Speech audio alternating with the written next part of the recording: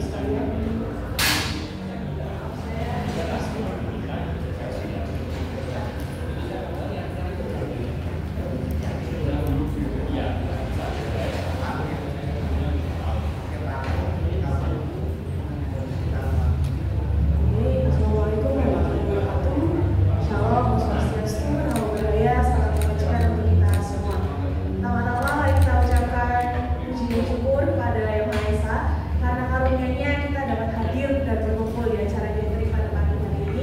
Dengan keadaan sehat tanpa kekurangan sesuatu apapun. Pertama-tama saya ucapkan selamat datang dan terima kasih kepada Bapak Ibu dari Dewan Perumahan Rakyat dan Kawasan Pemukiman serta Pertahanan atau yang bisa kita kenal dengan DPR KPP, serta Bapak Ibu dari Asosiasi Rumah Kos Indonesia wilayah Kota Surabaya yang sudah berkenan hadir untuk meluangkan waktunya datang di acara hari ini. Perkenalkan, saya Jesslyn yang akan menemani Bapak Ibu selama berlangsungnya acara debat. Selanjutnya, saya akan persilakan Bapak Nawir selaku perwakilan dari Asosiasi Rumah Kos Indonesia untuk memberikan sambutan sekaligus membuka acara kita pada pagi hari ini. Saya persilakan kepada Bapak. Selamat pagi teman-teman semuanya. Salam sejahtera untuk kita semua. Selamat pagi juga kepada Ibu perwakilan dari DPR KPP yang bersedia hadir hari ini. Terima kasih atas kedatangannya. Pertama-tama mari kita ucapkan puji syukur alhamdulillah kepada kehadiran Tuhan Yang Maha Esa, karena berkat rahmat dan karunia-Nya kita bisa berkumpul di sini dengan penuh kebahagiaan dan keakraban. Perlu teman-teman ketahui bahwa ini adalah catering kedua ya. Catering pertama pernah dilaksanakan di tahun 2023. Mungkin ada teman-teman yang sudah ikut, ini juga pernah ikut. Mungkin yang lainnya juga Pak ya. Nah, Bapak dengan siapa ini? Bapak dengan siapa? Ya, oke. Senang sekali hari ini kita berkumpul kembali semuanya. Karena selama ini kita hanya melalui komunikasi melalui WA ya, chat ya. Hari ini kita bisa berkumpul di sini, duduk dengan santai, ngobrol satu sama lain. Catering ini adalah momen spesial yang kita saling mengenal lebih dekat, berbagi cerita dan membangun suasana harmonis di lingkungan kita. Baik. Topik yang hangat hari ini adalah topik IND Kos ya. Kami sengaja mengundang perwakilan dari DPR KPP untuk mensosialisasikan satu, bagaimana cara dan langkah untuk pembuatan IND Kos. Kemudian dua, kami juga ingin mendengar dari DPR KPP keluhan-keluhan dari pemilik kos atas biaya denda dan IND Kos. Tiga, apakah dari DPR KPP bisa diberi keringanan? Syukur-syukur ada pemutihan denda IND Kos. Betul ya Bu? Kemudian keempat, kami juga punya wacana untuk pembuatan IND Kos secara kolektif. Apa agenda ini? Semoga menjawab pertanyaan-pertanyaan dari teman-teman semuanya yang selama ini ada unek-unek di hati teman-teman. Tapi jangan khawatir teman-teman, nanti ada sesi pertanyaan dan juga ada beberapa pertanyaan yang sudah sampaikan kepada teman-teman yang tidak hadir hari ini. Nanti akan dibantu dengan Pak Han dan Pak Wagus sebagai moderator. Dan sesi yang ditunggu-tunggu adalah sesi surprise. Jadi teman-teman jangan pulang dulu. Kemudian dilanjutkan dengan foto dan akan dibagikan makan siang. Dan acara bebas nanti silakan teman-teman bisa ngopi, ngobrol dari sama lain. Baik, waktu yang diberikan kepada saya terbatas. Saya akhiri di sini dan saya kembalikan ke Sis Jesslyn. Terima kasih. Selamat siang. Baik, terima kasih Pak Nawir atas sambutannya yang hangat. Selanjutnya langsung saja kita masuk ke acara kita. Acara kita dari sudah dijelaskan dari Bapak Nawir bahwa akan berbicara tentang izin mendirikan bangunan. Salah satunya adalah membangun rumah kos. Nah, diharapkan selama acara Bapak Ibu dapat menyaksikan dengan seksama. Jadi nanti apabila ada yang kurang paham dapat bisa langsung ditanyakan saja selagi ada ahlinya di sini ya. Selanjutnya langsung saja saya persilakan kepada Bapak Agus dan Bapak Han untuk bisa membantu kita membantu sesi kita pada acara hari ini. Kepada Bapak Agus dan Bapak Han, saya persilakan waktu dan tempatnya.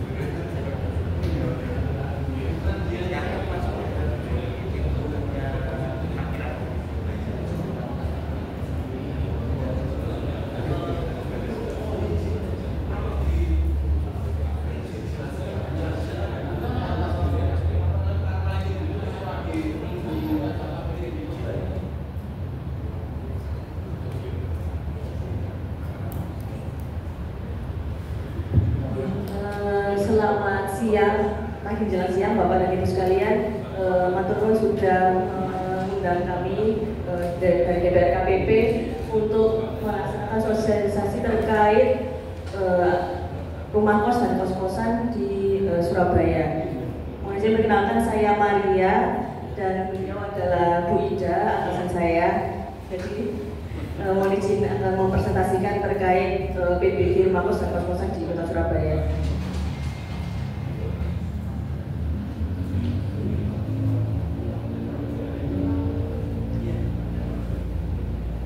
Definisi, jadi untuk rumah kos adalah bangunan dengan fungsi utama untuk rumah tinggal yang juga dimanfaatkan untuk kos dengan jumlah kamar kos maksimal 9 kamar.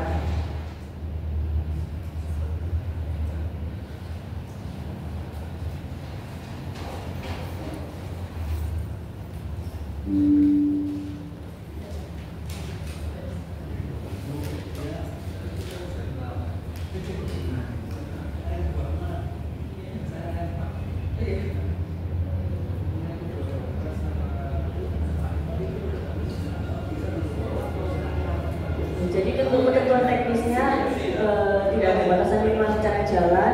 Kemudian fungsi bangunan utama adalah tetap rumah tinggal dengan pemilik lahan atau pemohon bertempat tinggal di lokasi persiapan dimohon. Jumlah kamar maksimal 9 kamar. Pemanfaatan lantai bangunan untuk tempat kos maksimal 300 meter persegi. Sisanya untuk rumah tinggal. Kemudian bangunan masih berkarakter rumah tinggal, maksimal ketinggian 3 lantai, mencukupi dan menyediakan kebutuhan parkir dan persil. Kemudian untuk kos-kosan adalah bangunan hunian dengan banyak kamar yang dimanfaatkan untuk mahasiswa atau pelajar atau santri atau karyawan, memungkinkan adanya fungsi penunjang maksimal 6% dari seluruh luas lantai bangunan. Akses secara jalan minimal 6 meter, dimanfaatkan hanya untuk kos-kosan, bukan homestay atau penginapan. Pemanfaatan lantai bangunan untuk kos-kosan maksimal 300 meter persegi, mencukupi dan menyediakan kebutuhan parkir dalam persil. Untuk dasar hukumnya, ada Perda 8 tahun 2018, Perda 7 tahun 2023, Perwali 54 tahun 2024, Perwali 89 tahun 2024, Perwali 24 tahun 2024, dan Perwali 12 tahun 2024. Untuk perizinan bangunan rumah kos dan kos-kosan, yang pertama adalah untuk memiliki KRK atau keterangan rencana kota. Kemudian rekomendasi teknis dari dinas teknis yang terkait, kemudian persetujuan bangunan gedung. Untuk KRK atau keterangan rencana kota, persyaratannya adalah NIK, akta pendirian jika berbadan hukum, kemudian tanda bukti status kepemilikan hak atas tanah, surat kuasa apabila dikuasakan, gambar sketsa persil, dan surat pernyataan keabsahan dan kebenaran dokumen yang disertai dengan materai. Untuk persetujuan bangunan gedung, PBG atau yang dulunya nomenklaturnya adalah IMB, adalah perizinan yang diberikan kepada pemilik bangunan gedung untuk membangun baru, mengubah, memperluas, mengurangi, dan atau merawat bangunan gedung sesuai dengan standar teknis bangunan gedung. Untuk rumah kos-kosan ini bisa masuk ke jenis PBG norma tinggal usaha mikro, yang pengertiannya adalah rumah tinggal maksimal 2 lantai atau 500 meter persegi. Kemudian rumah tinggal non usaha mikro adalah bangunan rumah tinggal dengan skala usaha yang lebih dari mikro. Itu ada bagi 2 lagi, sederhana dan tidak sederhana. Itu dibagi dari jumlah lantainya. Kalau yang sederhana itu maksimal 2 lantai, maksimal bangunannya 500 meter persegi. Jika tidak sederhana, lebih dari 2 lantai dan atau lebih dari 500 meter persegi. Kemudian untuk persyaratan PBG, yang pertama adalah KRK atau mungkin punya IMB atau PBG lama yang sudah pernah diterbitkan. Kemudian NIK, 3 tanda bukti kepemilikan hak atas tanah. Kemudian surat kuasa apabila dikuasakan, SPTJM permohonan PBG, dan foto lokasi persil atau bangunan. Jadi kalau untuk SPTJM ini bisa di-download di SSW Alpha. Untuk persyaratan teknisnya, rekomendasi tim ahli cagar budaya apabila merupakan berada di kawasan cagar budaya atau merupakan bangunan cagar budaya. Kemudian NIB apabila merupakan NRT untuk usaha mikro. kemudian rekomendasi dari dinas teknis sesuai dengan ketentuan yang berlaku. Jadi untuk rekomendasi teknis ini ada dokumen lingkungan, ada rekomendasi drainase, ada rekomendasi lalu lintas. Ini sesuai dengan kewenangan masing-masing dinas. Kalau dokumen lingkungan ada di DLH, kemudian untuk di rekomlalin ada di SUB, kemudian untuk rekom drainase ada di DSDABM. Untuk gambar rencana teknis untuk NRT usaha mikro itu gambar CAD kurang-kurangnya berupa denah dan dapat ditambahkan tampak, atap, dan potongan. Tapi yang wajib hanya denah saja untuk yang mikro.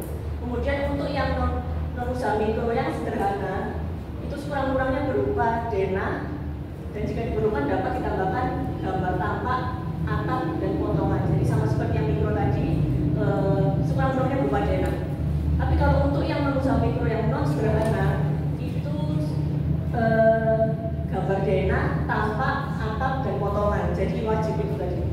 Jadi selain denah saja, itu tadi wajib tampak, atap, dan potongan. Dan kemudian data struktur apabila bangunannya lebih dari 4 lantai.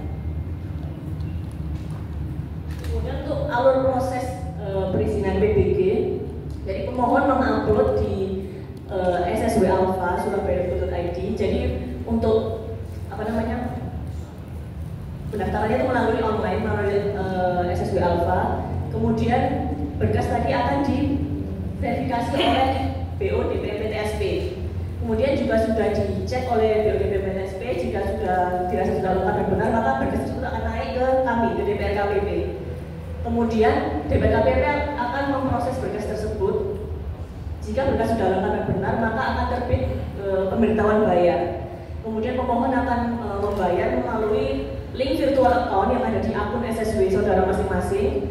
Kemudian DPRKPP akan menerbitkan persetujuan teknis.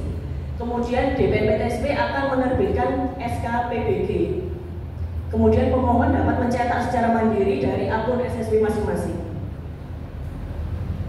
Untuk jangka waktunya, PBG NRT Mikro 1 hari kerja dan PBG NRT non usaha mikro 2 hari kerja dengan syarat berkas lengkap dan benar. Perkiraan retribusinya per meter persegi. Jadi kan tadi sudah saya jelaskan untuk rumah kos itu tadi dipisah ya antara rumah tinggalnya dengan kos-kosan. Untuk rumah tinggalnya mulai dari 6.563 per meter persegi. Untuk bangunan kos-kosannya ini harus dilihat lagi apakah bangunan itu merupakan mikro, non usaha mikro sederhana atau tidak sederhana. Kalau usaha mikro itu dari 18.750 per meter persegi, kemudian untuk non mikro yang sederhana mulai dari 26.000 per meter persegi, kemudian non rumah tinggal non usaha mikro tidak sederhana mulai dari 32.000. Kemudian ada sanksi administrasi denda pelanggaran kemajuan pelaksanaan pembangunan. Ini sesuai dengan pasal 13 Perwali 34 tahun 2023. Dalam hal terdapat pelanggaran kemajuan pelaksanaan pembangunan di lapangan pada saat kemajuan IMB PBG dikenakan sanksi denda dengan besaran sebagai berikut. Untuk pekerjaan fisik sampai dengan 20%, dendanya 20%. Untuk pekerjaan fisik sampai dengan 40%, dendanya 40%. Pekerjaan fisik sampai 60%, dendanya untuk pekerjaan fisik di atas 60% langsung 100% dendanya. Kemudian sanksi administratif denda pelanggaran garis sepadan dan atau intensitas pemanfaatan ruang. Itu seperti garis sepadan, kemudian KDB atau koefisien dasar bangunan, kemudian KLB atau koefisien lantai bangunan, kemudian KTB atau koefisien tapak basement, dan ketentuan pelanggaran teknis lainnya. Sebagaimana tercantum dalam KRK atau SKRK dikenakan sanksi denda administratif sebesar 5 kali dari nilai pokok retribusi yang seharusnya dibayar. Sanksi denda administratif untuk bangunan dibayar setiap tahun dimulai pada saat pengajuan IMB PBG sampai pelanggar memenuhi ketentuan intensitas pemanfaatan ruang yang tercantum dalam SKRK atau KRK sesuai dengan pasal 15 Perwali 34 tahun 2023. Nah ini contoh untuk biaya dan retribusi. Ini untuk kos-kosan 2 lantai contohnya dengan luas lahan total 200 meter persegi, luas dasar bangunan 120 meter persegi, total luas lantai 220 meter persegi.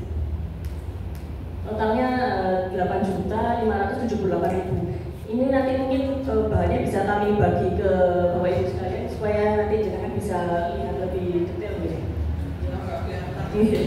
Backlight. Nanti share nanti kecil-kecil ya. Nanti kecil kan bisa bilang datanya. Nanti saya akan share di grup Arki Surabaya. Kita bisa belajar ya. Oke. Silakan.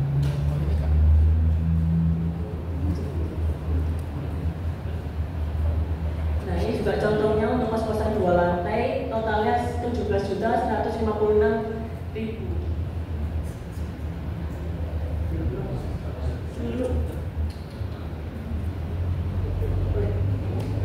Ini contoh untuk kos-kosan yang sudah berdiri, fisik 100% dan melanggar KDB KLB. Ini total luasnya, lantai satunya 180 meter persegi, lantai 2 180, lantai 3-nya 40 meter persegi. Jadi kalau di total 400 meter persegi.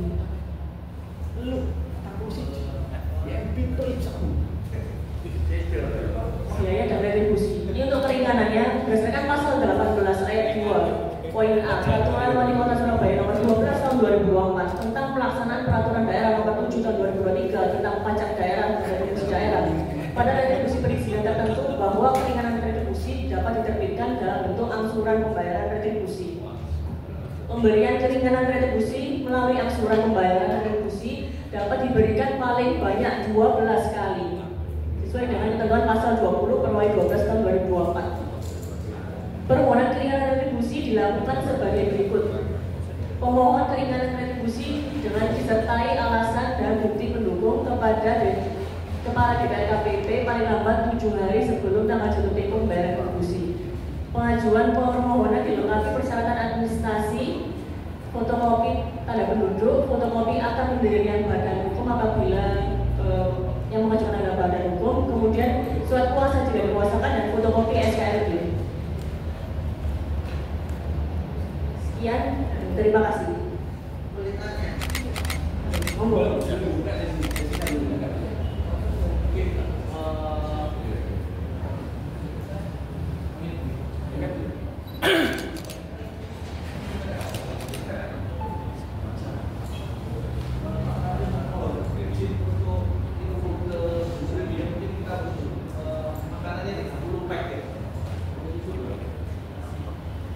Oke, sebelumnya matur suwun nggih untuk penjelasannya yang sudah dijelaskan.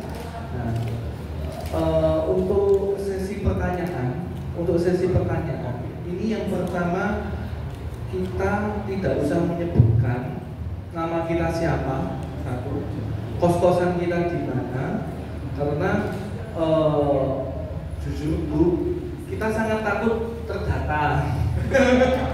Itu aja dulu.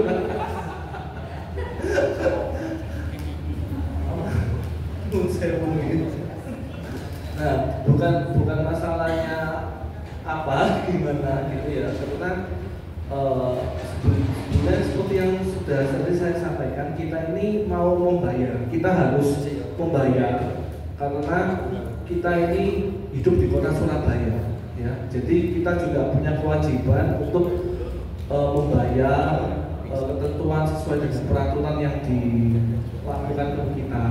Cuman kita juga mau menego ini Bu. Jadi rangka dalam pertemuan ini sebetulnya untuk kita mau negosiasi juga dan bagaimana caranya supaya kita mendapatkan harga yang win-win solution. Betul ya teman-teman ya. Harga yang wajar. Harga yang semampu kita Bu, sebetulnya Bu, daripada kita kucing-kucingan juga sama pemerintah ya repot, capek. Nah jadi nanti dipersilakan yang tanya, yang sesi tanya jawab ini saya buka untuk yang di sini dulu ya. Begitu mau tanya, tidak usah ngomong nama, tidak usah ngomong kosnya di mana, itu sekali lagi ya. Apa ya Bu ya? Baik. Oke, satu-satu ya. Oke. Gini aja. Namanya siapa namanya? Yoga.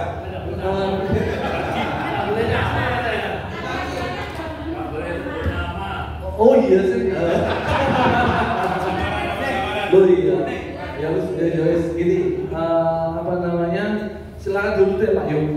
Urut ya Pak Yoga, Ibu. Oke, urut berarti. Silakan.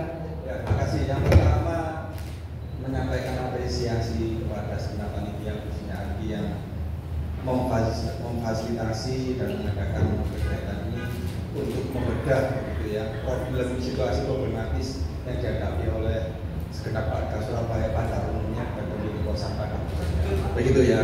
Ya ini tepuk tangan semua buat kita semua lah. Tepuk tangan dulu semuanya. Lalu narasumber ibu dari ibu Pak. Ya, di suatu saya juga.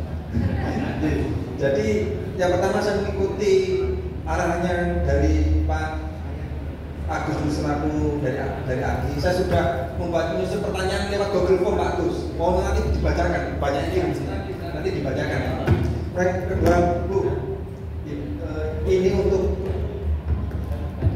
IMB untuk pembebanan biaya ini. Terus terang ini warga sekarang ini memang kan bertumpuk-tumpuk ini, mulai royalti, kemudian kenaikan harga pajak, situasi perekonomian belum pulih sebenarnya, gitu ya. Kemudian kenaikan harga barang banyak, pakok-pakok tutup, gerai mall juga banyak tutup.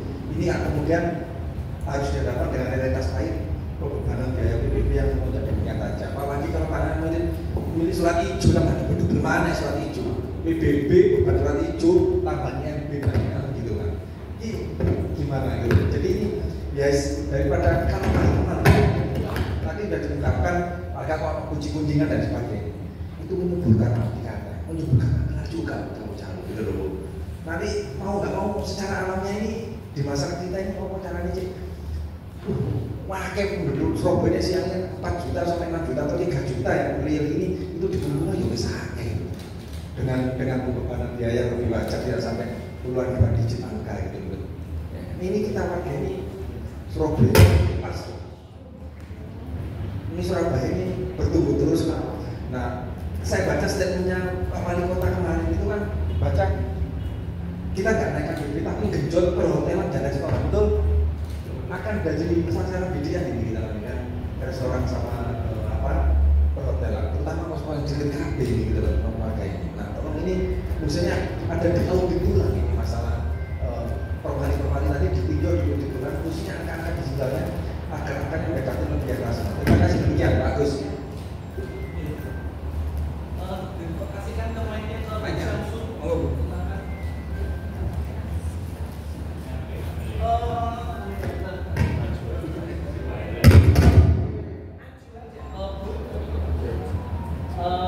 Mohon untuk maju. Yang tanya berarti nanti maju di sini ya, di tengah sini ya. Gak usah sebut nama, silakan Bu. Jangan dipanggil.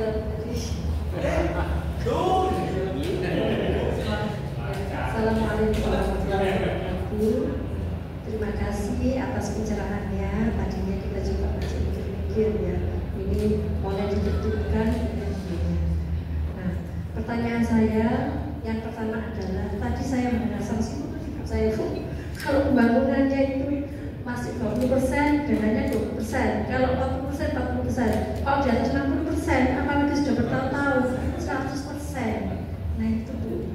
Nah itu saya sendiri aja ngeri. Terus yang kedua, apakah tidak ada pemutihan untuk denda ini? Jadi saya mohon, mungkin kalau ada pemutihan itu mungkin itu pemilik kos-kosan ini akan berpikir bagaimana cara saya mau mengurus izinnya seperti itu. Itu yang pertama, serangkaian pertama. Yang kedua, kalau misalnya izinnya tadinya bukan kos-kosan, tempat usaha, kemudian dijadikan kos-kosan, apakah berbeda antara tempat usaha dan kos-kosan? Kemudian kalau misalnya ada pembangunan yang melanggar apa sepadan jalan, itu bagaimana? Kok harus dibongkar Bu? Yang sudah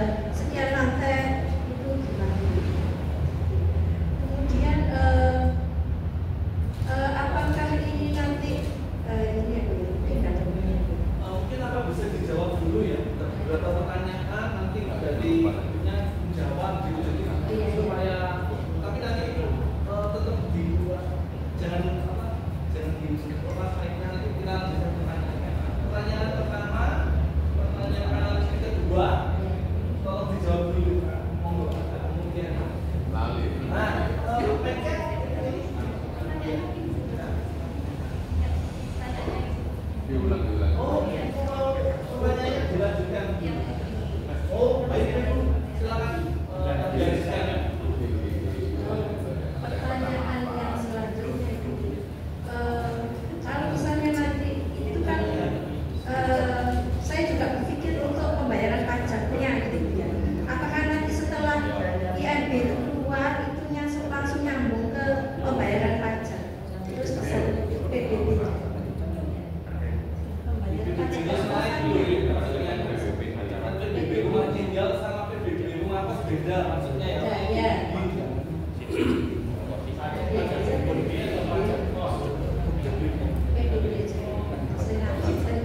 Ya, terima kasih. Wassalamualaikum warahmatullahi wabarakatuh.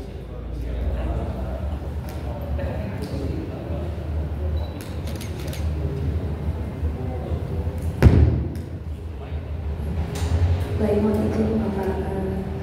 Pertama, terima kasih banyak atas kesempatannya yang telah diberikan kepada Dinas KPP dari ARKI sudah mengundang kami di sini. Mohon maaf karena kepala dinas kami memang hari ini ada kegiatan yang bersamaan, jadi diwakilkan kepada kami. Itu ya. Untuk pertanyaan yang pertama tadi terkait biaya PBG kos-kosan ini kok mahal, karena memang sudah ada aturannya Perda maupun Perwali. Jadi kalau Perda retribusi PBG sendiri ini sudah kita adopsi dari PP 16 2021. Jadi itu perhitungannya, rumus-rumusnya itu sudah ditetapkan oleh pusat. Jadi kita hanya mengikuti. Kenapa kok bisa mahal? Pasti ada salah satunya tadi sudah dijelaskan oleh Maria. Jadi ketika bangunannya sudah berdiri pasti ada denda. Jadi idealnya kalau orang mau membangun itu kan mengajukan izin dulu baru membangun. Tadi kalau yang belum berdiri retribusinya 8 juta, tapi ketika sudah berdiri 2 kali lipatnya. Ketika ada pelanggaran ketahuan denda lagi, gitu ya. Tapi tetap nanti masukan Bapak Ibu terkait mahalnya retribusi PBG ini tetap kami tampung, nanti kami sampaikan. Tapi kalau dari sistem perhitungan untuk Sapi Indonesia ini sistem perhitungan retribusinya sama. Jadi mungkin tadi sekaligus menjawab pertanyaan Bu yang tadi terkait denda, apakah ada pemutihan? Nah, ini memang bisa dimungkinkan. Biasanya kita itu dulu dalam hari-hari tertentu, misalnya seperti hari kemerdekaan, hari pahlawan, itu biasanya kita ada program pemutihan denda.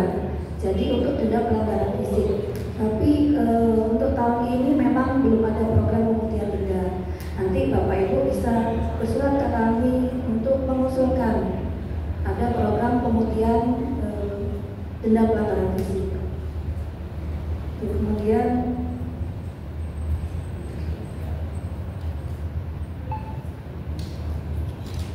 iya, tadi untuk izin awalnya bukan kos-kosan atau usaha lain.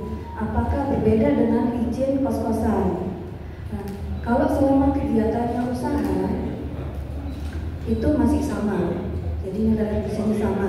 Selama bangunannya tetap tidak ada perubahan, nanti diajukan saja perubahan fungsi PBG-nya.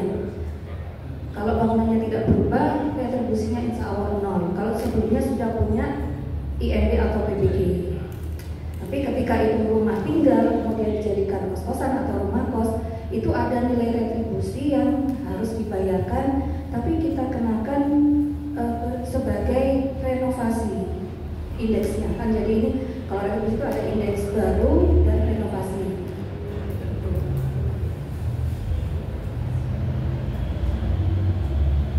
Kemudian untuk pertanyaan yang ke ya.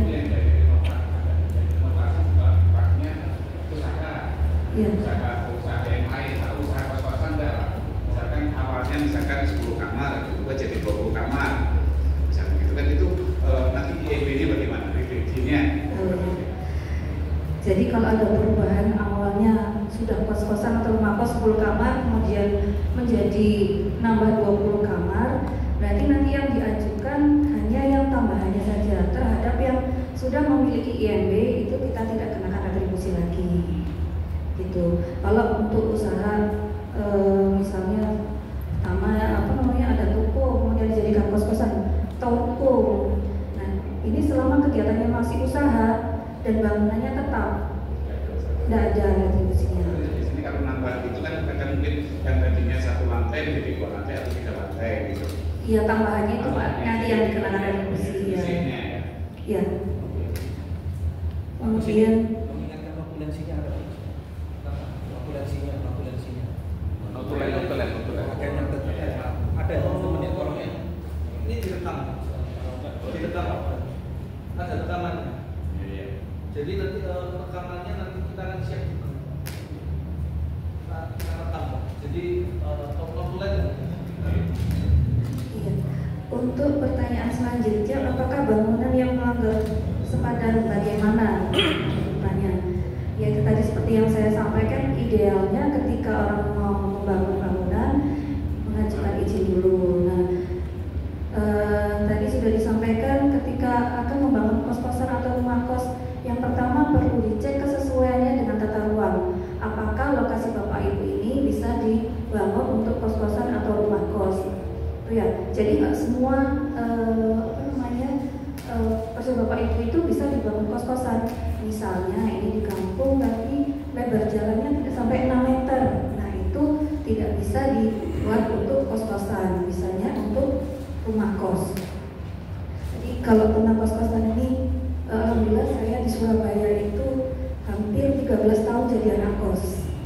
Jadi ya sudah 5 kali pindah kos lah. Jadi ada yang di kampung, ada yang di pinggir jalan. Nah rata-rata ini kalau yang mempunyai izin dulu Pak, sudah membangun, insya Allah itu kamarnya nyaman, fasilitasnya lengkap.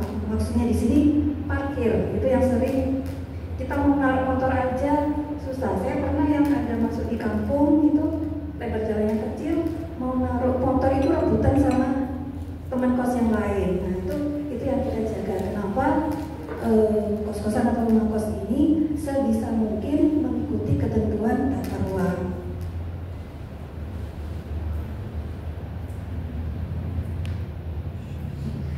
Yang selanjutnya, apakah pembayaran pajak kalau sudah terlanjur sesuai dengan sepadan jalan, itu gimana? Kalau sudah terlanjur sesuai ketentuan Perwali 34/2023, maka terhadap bangunan yang melanggar intensitas pemanfaatan ruang dikenakan denda administrasi senilai 5 kali lipat nilai retribusi, atau kalau tidak untuk disesuaikan. Kalau rumah, saya beli rumah ya, rumahnya itu nggak sudah dibangun, rumah itu nggak ada intinya kan beli rumah, lalu kita dapatkan juga dari rumah yang itu. Jadi kita beli rumah misalnya ya, terus rumah itu kan mau kita bangun baru, terus kita buka, kita ganti ya. Itu apa kena denda? Enggak ada, kita bukan dulu atau gimana? Untuk menghindari denda itu Pak. Wah, Bapak ini berarti sudah berpengalaman ya untuk menyiasati. Iya. Jadi memang ya itulah pintar-pintarnya ya Pak ya. Bagaimana caranya tidak kena denda. Jadi ada beberapa memang yang mengajukan bahwa nanti bangunan yang existing ini akan saya robohkan, saya bangun baru. Tapi itu ada surat pernyataannya Pak, akan dibongkar untuk apa?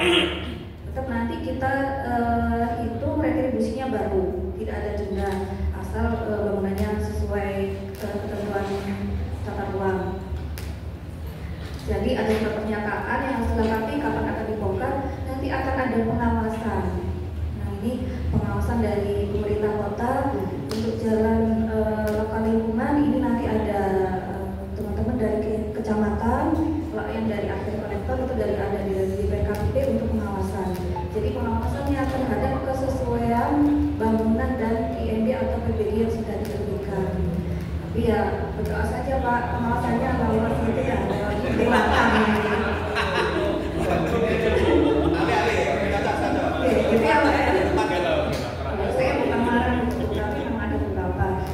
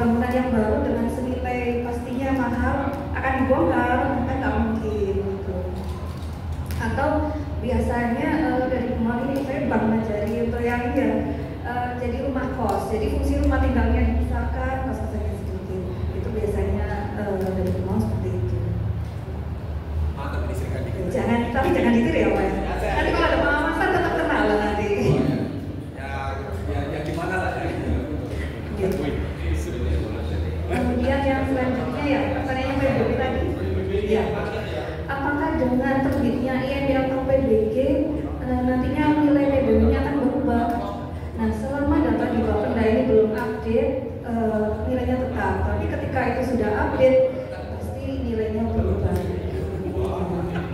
Ini kadang-kadang kalau kita sosialisasi memang salah satu keberatannya itu nanti kita lulus PBG, PBG-nya juga ikut naik gitu. Itu salah satu yang keberatan dari warga biasanya seperti itu.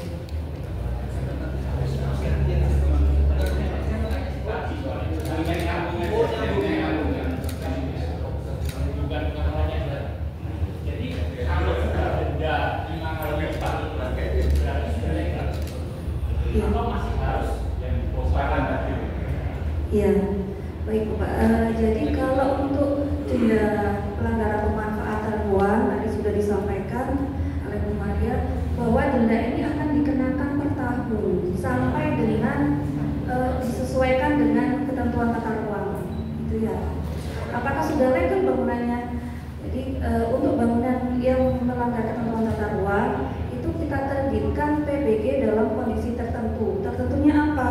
Yaitu tadi bahwa terhadap ada yang pelanggaran akan dikenakan denda setiap tahunnya.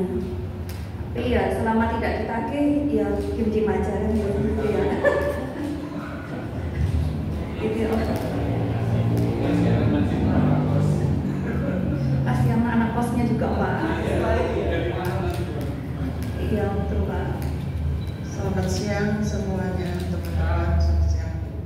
Saya mau tanya, kalau itu udah ada IMB dan yang tadi dijelaskan, dan kalau melanggar sepadan sampai ada bangunan dan bangunan itu udah juga dimintakan waktu itu IMB, itu masih salah juga.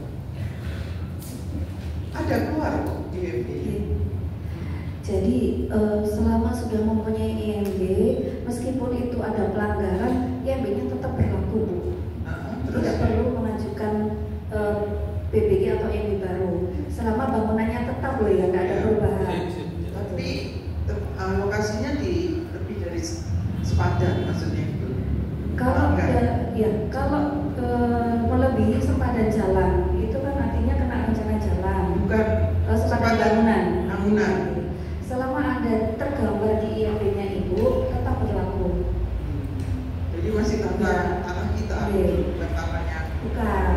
Alhamdulillah ketika Ibu sudah ngurus sebelum ketentuan Perwali 34 itu dendanya masih 1 kali sebelum 2017 kalau tidak salah. Itu denda pelanggarannya hanya 1 tahun itu aja, jadi tidak per tahun. Jadi mungkin beruntung yang sudah mengajukan izin sebelum tahun 2017. Kalau sekarang kan per tahun. Peraturan ini untuk penertiban bangunan itu khusus untuk rumah kos atau semua rumah tinggal? Jadi ruko, rumah tinggal, itu semua ditertibkan atau cuma rumah kos saja? Jadi untuk semua bangunan, tidak hanya rumah kos, tidak hanya rumah usaha, kegiatan usaha, ruko, restoran, rumah tinggal pun ada. Cuman rumah tinggal ini masih jarang ya, kecuali kalau yang rumah. Kalau kegiatan usaha, hampir semua kegiatan usaha ada pengawasan. Terus keduanya lagi kan, terus terang aja kami itu kan kalau saya lihat ya, di Jalan Kertajaya itu gak ada sepadan, langsung mepet. Kenapa? Karena itu dimakan jalan, barat jalan, pemerintah yang ambil. Terus tindakannya gimana? Kalau di Jalan Kertajaya kan memang iya, trotoar, tidak ada sepadanan itu. Iya. Bangunannya. Tapi karena memang diambil kena kolong jalan, dilebarin. Nah itu gimana? Iya. Jadi untuk yang misalnya ini contoh koridor Kertajaya gitu ya Bu ya. Memang ada dulunya namanya rencana jalan. Rencana jalan Kertajaya itu berapa lebarnya. Kemudian kalau sekarang itu bangunannya sudah mepet jalan. Nah ini kalau misalnya baru mengajukan izin sekarang pasti kena sepadan. Iya. Itu tidak boleh dirubah ya? Sesuai izin yang lama. Sesuai izin yang lama. Kalau memang sudah terbit sesuai izin yang lama. Kalau mau direnovasi tapi bentuk bangunannya tetap boleh. Oke, pertanyaan lain Pak Dul, teman-teman. Yang ini banyaknya. Makasih.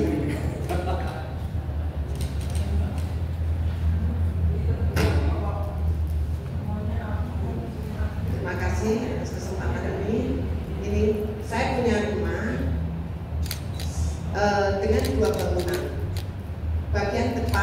itu rumah tinggal dengan 3 kamar ya. Bagian belakang itu rumah kos.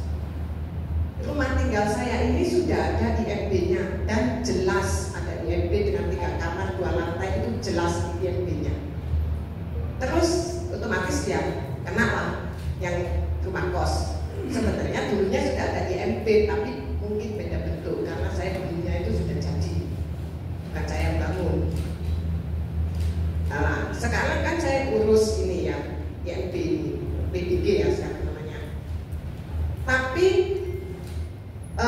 kena keduanya, 2 bangunan ini kena retribusi 2 kali plus denda 2 kali plus pelanggaran sekian juta. Saya tanya ke ibu, apakah rumah saya tinggal ini haruskah saya kena retribusi lagi karena saya tinggal di situ?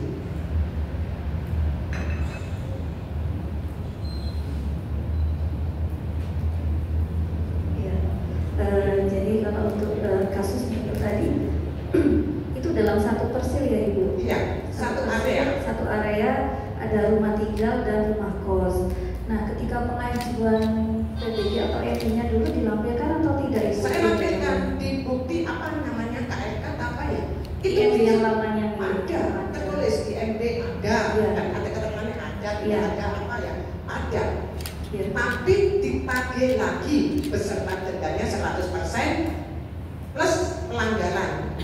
Iya. Jadi ketika otomatis saya mengajukan komplain. Iya. Sudah mengajukan surat Ibu? Sudah.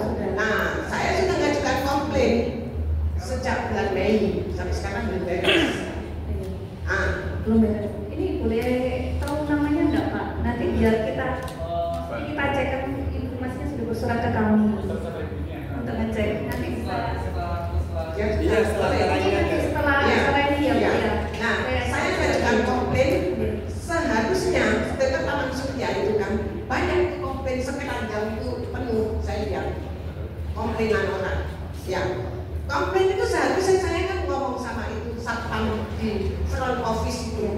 Harusnya kan saya minta tolong dipanggilkan petugas yang di dalam. Harusnya, ya petugas di dalam itu boyang nggak untuk menemui kita. Kita menjelaskan ini loh, saya punya komplainan seperti ini. Enggak, jutek sekali itu petugasnya. Saya kasih tahu, jengkel saya. Supaya menjadi masukan yang saya melampiaskan ya mungkin jutek sudah taruh di situ aja. Nanti saya bikinkan. Sebetulnya kan seharusnya petugas di dalam menemui. Oh iya, aku ini ya saya terima. Cuma dengan juteknya langsung dia bikin tanda terima. Terus dikumpulin di keranjang. Saya lihat keranjang itu, saya lihat sedikit-sedikit pun banyak juga segini. Nah, ya itu sekian ini pertanyaan saya. Apakah rumah saya tinggal? Jadi saya kena 2 kali. Beserta itu 4 kali, plus pelanggaran 5 kali. Besar sekali bagi saya. Dapat tabungan setahun itu habis untuk itu. Jadi ini jengkel sekali saya, maaf. Nah, apakah rumah tinggal saya ini bisa dihapus? Saya tanya itu. Saya tanya. Baik Ibu, terima kasih. Nanti itu mungkin jadi masukan bagi kami. Nanti yang di front office, insya Allah petugas front office-nya sekarang sudah ganti Bu. Oh ganti ya? Jadi kalau Ibu tadi melihat, ya aku tadi melihat tumpukan itu bukan hanya komplain tapi surat masuk yang ada di DPR KPP gitu. Jadi bukannya kami tidak mau menerima Ibu, memang untuk pelayanan KRK, PBG dan pelayanan DPR KPP itu sekarang ada di MPP Siola. Jadi monggo nanti bisa ke SPP Siola, kita ada bot di lantai 1. Oh, di Siola? Kemarin saya sudah sempat ke Siola. Oh ya. Saya tanya dulu ke Menur katanya suruh ke Siola. Di Menur juga bisa seharusnya. Enggak, karena dilempar ke Siola.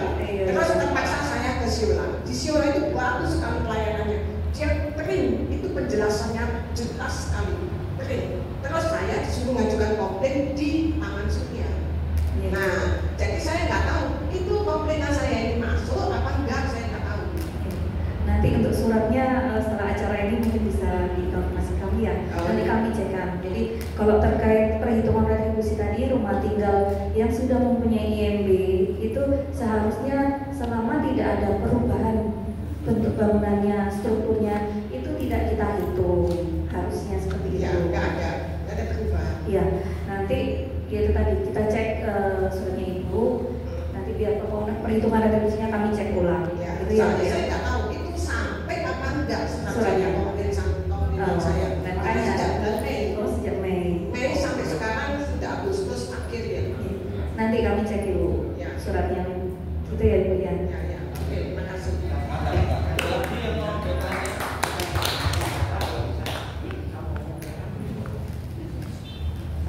Satu ibu sudah dikeluarkan oleh Pak Lili soalnya. Pak Lili apa ya? Kepala dinas ya. Udah jadi tumbal di sini. Ada lagi yang mau bertanya? Kalau tadi kan disampaikan akan ada keringanan atau potongan, misalnya kalau di hari pernikahan RI misalnya ada momentum Ini apakah ada gagasan baru misalnya kalau misalnya dari pemilih yang mengajukan IMB itu misalnya dia menjadi ketua panitia 17-an pengurus RT saya ketua panitia 17-an saya sibuk juga ya ini nyiapin besok kantor apa jalan-jalan saya nyiapin itu kan bisa diajukan lah berapa persen itu kan bisa nanti ada dilengkapi nggak saudara SK-nya nanti dari RT RW lurah mau nanti foto-fotonya kayak editing yang harus asli gitu kan bukan fiktif gitu nanti kan cantik juga gitu. Ya, Pak, monggo nanti usulannya bisa disampaikan kepada kami gitu ya.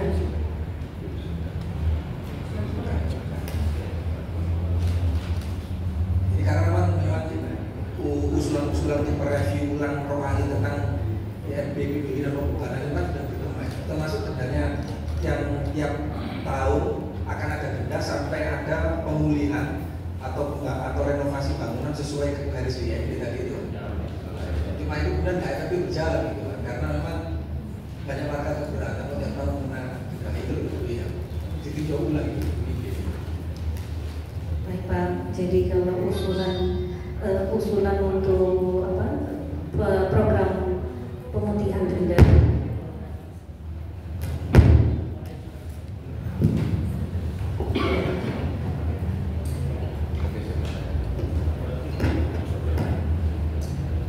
Oke, terima kasih.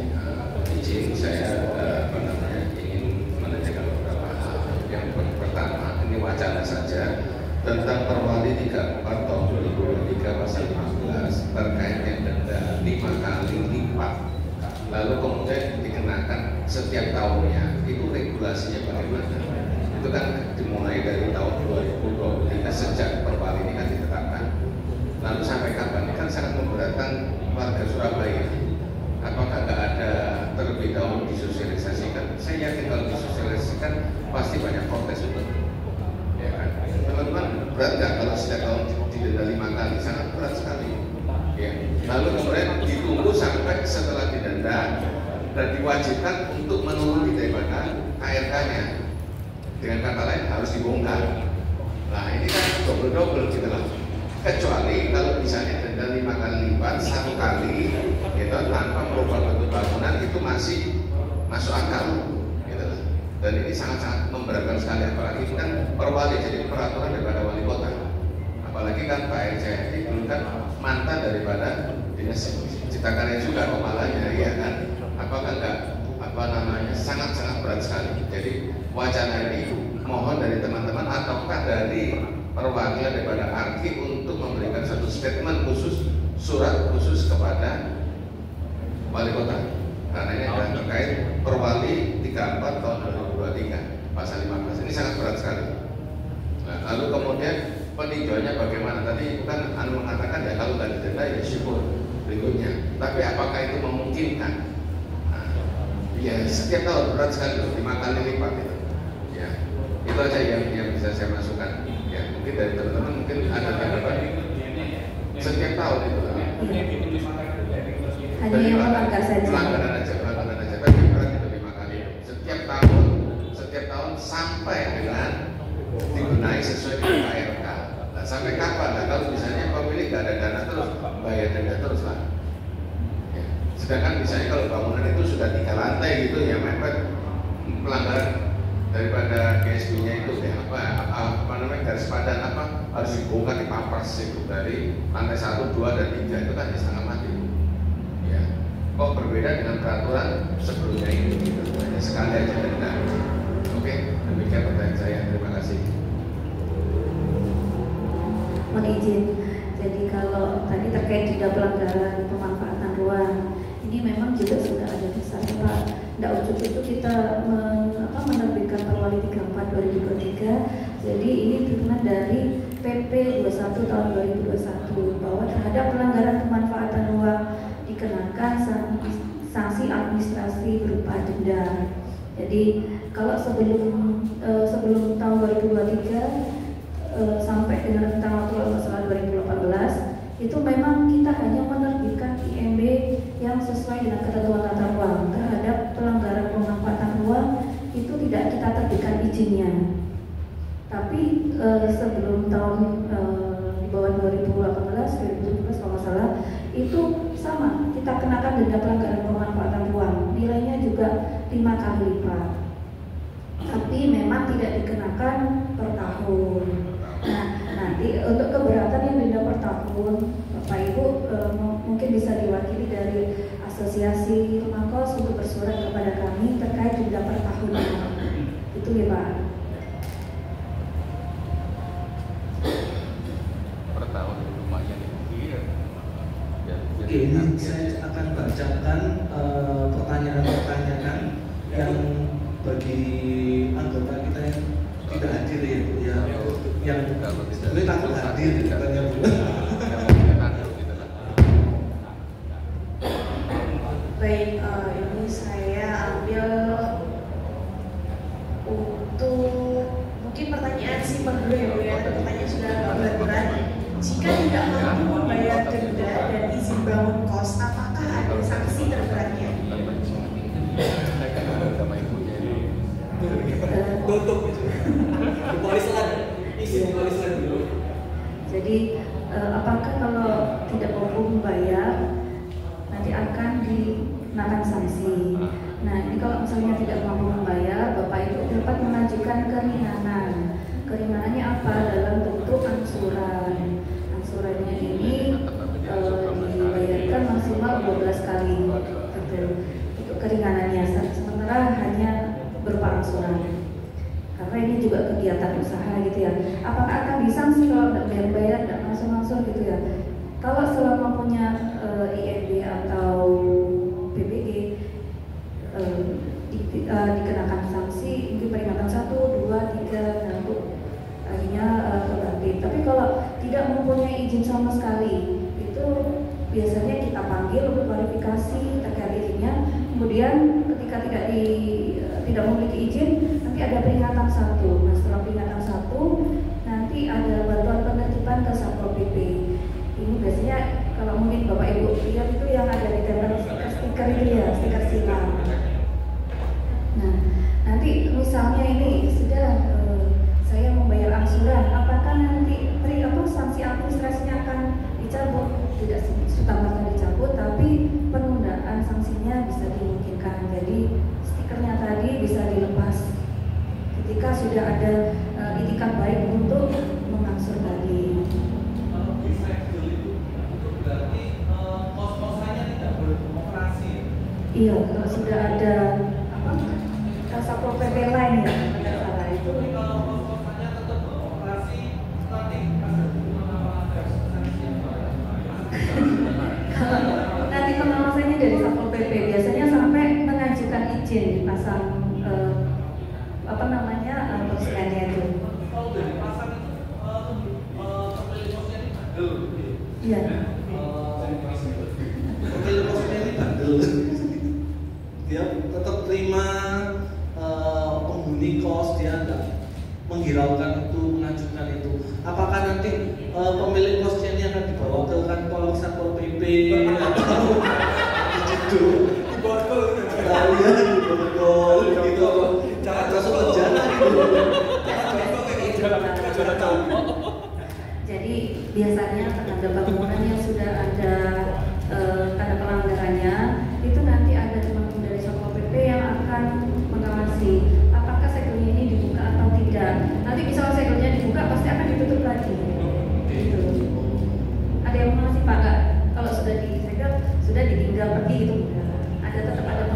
katakanlah dari teman-teman Satpol PP. Tapi pada praktek kenyataannya pemilik kos ini kalau dia tetap terima penghuni kos dan masih ada penghuni di dalamnya itu juga apakah akan dimintai uang oleh Satpol PP-nya? Itu enggak. Kita minta umum Pak. Nanti kita yang di pemerasan. Oh iya, nanti naik Noel lagi ya. Kasusnya Noel. Bagus. Jadi banyak orang kalau untuk Satpol PP legal policy itu bisa dilakukan puncak undang-undang KPK. Karena kita ini beda sama Jogja itu beda. Harus dilihat perusahaan Joko paling itu memang banyaknya. Kita mungkin bahannya kayak itu enggak. Cuma kita kan juga gak malu di pasar kalau di kampung bilang orang itu kayak musuhnya negara gitu, musuhnya negara. Musuhnya negara di pasar itu elek loh. Sebenarnya masih gak balikan. Kita kan sering lihat suara-suara pas orang ke rumah-rumah di pasar polisi di pasar itu gitu loh, mobil kubur gede nak, jadi spanduknya gede ini ngumuli gede nih kamar kosnya tingkat sing kos-kosan sing dindingnya terikat ke kamar B, ini produk isi banget. Itu mana bisa gimana kok sing tangguhan, sing nah ini jasa itu, waduh, wah itu. Baik, saya lanjutkan ya. Berarti gini Bu, berarti untuk sudah kena sanksi, sudah kena denda, itu tidak boleh menerima kos, tidak boleh menerima anak kos lagi, atau tetap boleh? Kan tadi ditutup disegel ya, jadi tidak bisa beroperasional. Oke, kecuali yang masih ada di dalam kos. Nah, mungkin nanti bisa komunikasi dengan pihak Satpol PP-nya akan diberi waktu sampai berapa lama, mungkin sampai untuk merelokasi anak kosnya mungkin. Baik, selanjutnya ini Bu, perhitungan dari standar pembenaan biaya IMB, apakah perhitungan itu sekaligus dengan denda-dendanya ada hubungannya dengan surat hijau atau SHM tanah? Tidak ada.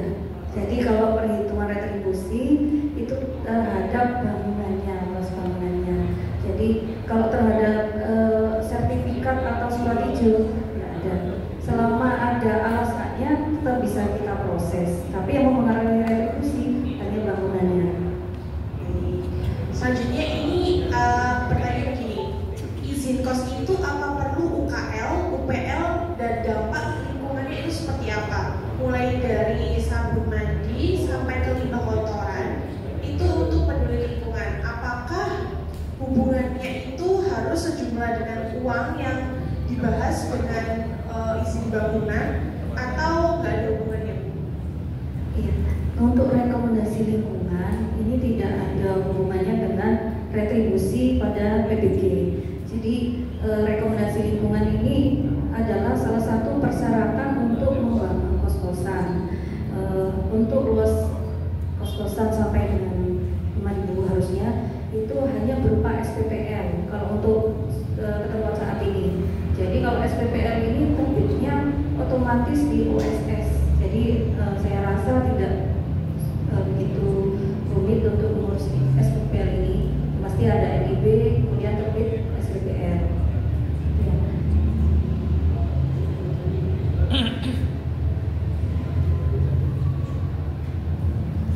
Sudah atau ada yang mau ditambahkan lagi? Mohon izin menambahkan untuk domain lingkungan kan sebenarnya kewenangan dari Dinas Lingkungan Hidup. Tapi saya mau menambahkan dari pengalaman kami untuk kos-kosan. Jadi untuk kegiatan-kegiatan yang KBLI-nya tidak terdata pada Permen LHK nomor 4 itu bisa menggunakan multisektor. Nah, di sini multisektor itu untuk luas bangunan di bawah 5.000 meter persegi itu memang masih masuk dalam skala SPPL. Tapi ini kita harus lihat lagi apakah bangunan tersebut beroperasi sebelum atau sesudah berlakunya PP 22 tahun 2021. Jadi untuk bangunan yang sudah beroperasi sebelum berlakunya PP 22 2021, meskipun dia skalanya adalah SPPL, itu bisa harusnya dikenakan di PLH atau DELH kalau nggak salah. Jadi seperti sanksi untuk dari Dinas Lingkungan Hidupnya. Tapi untuk kewenangannya untuk seperti apa prosesnya itu bisa langsung ke Dinas lingkungan hidup. Seperti itu. Baik, terima kasih. Selanjutnya begini, kos saya mendapatkan surat bahwa izin membangun rumah tinggal tidak sesuai dengan izin rumah kos. Dan saya ke kantor menanyakan harga IMB kosnya itu karena 52.000 per meter persegi dihitung dari bangunannya. Lalu teman saya itu tanya lagi di Sewakerto, dia kena harga per meternya itu 156.000. Dan saya tanya lagi ke teman yang lain, menurut undang-undang itu kenanya cuma 31.000 sekian. Kenapa harganya bisa berbeda-beda? Ya, baik, untuk nilai retribusi, mungkin yang tadi 52.000 itu ketika belum berlakunya Perda 7 tahun 2023. Itu berdasarkan Perda 12 tahun 2012, rata-rata per meternya 52.000 sampai 60.000. Tapi kalau yang 156.000 ini saya kurang tahu ya. Nanti Bapak Ibu kalau untuk mengurus izin itu sebaiknya ngurus sendiri, jangan melalui konsultan atau semacamnya. Karena ya itu tadi, karena retribusinya, nah ini yang 156 ini tidak ada di ketentuan kami, itu ya. Kadang-kadang juga ada pengaduan ke kami, saya ini kena retribusinya, saya sekian. Padahal waktu diterima SKRD-nya kok hanya sekian, yang lain kemana ini? Jadi pertanyaan, nanti mohon sekali Bapak Ibu ketika mengurus izin bisa diurus sendiri. Misalnya ada kesulitan, maka bisa datang ke MPP Siola atau melalui telepon sobat, nanti ada pendampingan dari teman-teman DPM TSP ataupun dari kami. Kalau misalnya jauh ke MPP Siola bisa ke UPTS Amnur atau kalau di Surabaya Selatan ada SPP TIJ, di timur ada SPP Nambangan, dan di Surabaya Barat ada di utara. Kalau yang di barat ada SPP Pakal. Jadi Bapak Ibu bisa berkonsultasi ke sana, ada pendampingan untuk pengurusan izinnya. Oke, ini mungkin saya bantu untuk Jesslyn supaya menanyakan karena ini ada beberapa pertanyaan sensitif dan harapan yang agak sensitif ya. Sebenarnya mau sewu, cuman ini saya akan membahasakan dengan bahasa yang sangat sopan, bahasa yang tidak menyinggung ya, karena bagaimanapun ibu juga adalah pribadi ya, dan Kamalia di sini juga adalah pribadi. Kita sebagai sesama manusia kita saling menghormati, cuman tapi sebagai pribadi juga ibu di sini adalah wajah pemerintah yang hadir di sini, dan kita mau menyampaikan hal ini dengan sopan, dengan negosiasi damai.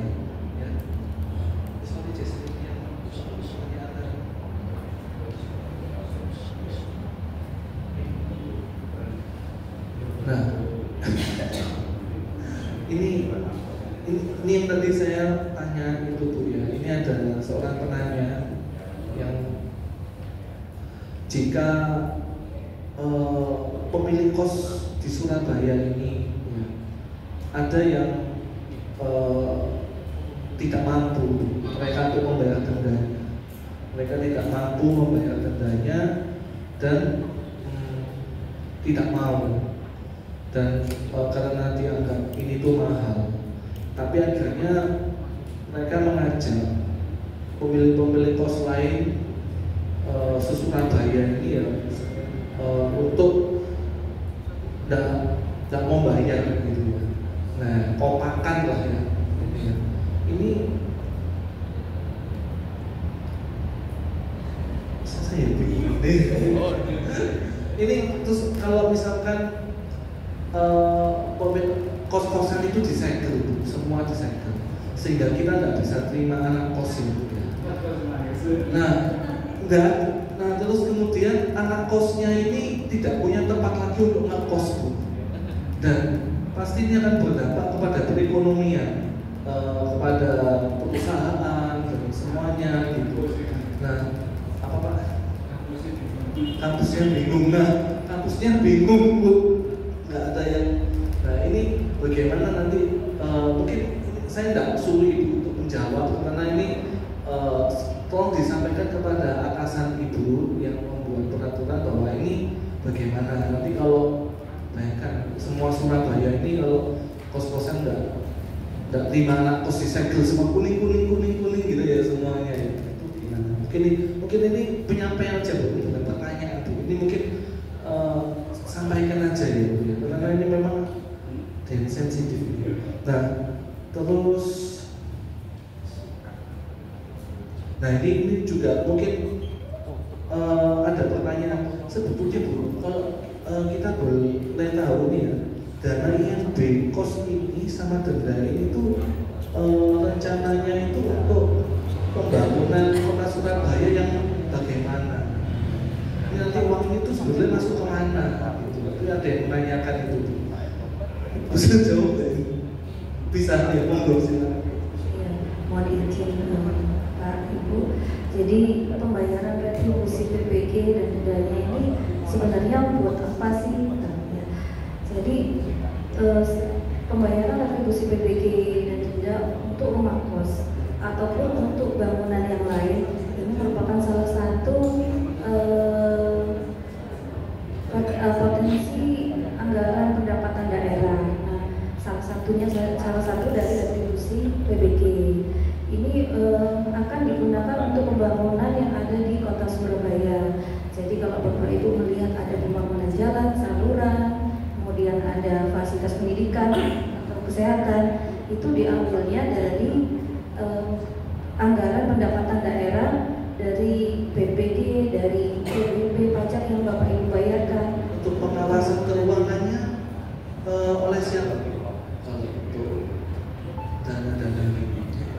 Jadi kalau untuk penganggaran anggaran pemerintah daerah, terus pemanfaatannya untuk apa saja, mungkin harusnya sudah aman sih Pak, bisa dicek di Bapak dari Bank itu anggaran pemerintah yang akan digunakan dalam 1 tahun ini 2025 ini berapa sih, itu harusnya ada.